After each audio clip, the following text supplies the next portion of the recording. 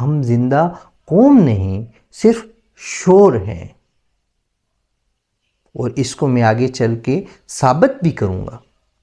ہم بہت بولتے ہیں، چائے کے ہوٹل پر، ٹی وی ٹاک شوز میں، سوشل میڈیا کے کومنٹس میں۔ ہر کوئی چیختا ہے، ہر کوئی غصے میں ہے، ہر کوئی خود کو سچا سمجھتا ہے، لیکن وہ کہتا ہے بھائی جب بل آتا ہے نا تو یہ ساری بہادری رسالے میں بند ہو جاتی ہے۔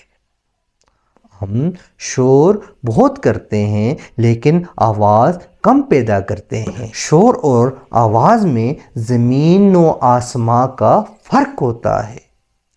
آج سوال یہ نہیں کہ ہم بولتے کیوں ہیں، آج سوال یہ ہے کہ ہم سنتے کیوں نہیں۔ شور وہ ہوتا ہے جس میں سمت نہیں ہوتی، آواز وہ ہوتی ہے جس میں شعور شامل ہو، جس میں سمت شامل ہو۔ ہم نعرہ بہت جلد سیکھ لیتے ہیں، ہم نعرہ لگانا بہت جلد سیکھ لیتے ہیں، سوچ بہت دیر سے۔ ہم دشمن فوراً بنا لیتے ہیں، ہم دشمن فوراً بنا لیتے ہیں، اپنی غلطی بہت کم مانتے ہیں۔ وہ ہنستے ہوئے کہتا ہے ہم ہر مسئلے کا ذمہ دار، کسی اور کو بنا لیتے ہیں بھائی، خود کو تو ہم نے ہمیشہ معصوم ہی رکھا ہے۔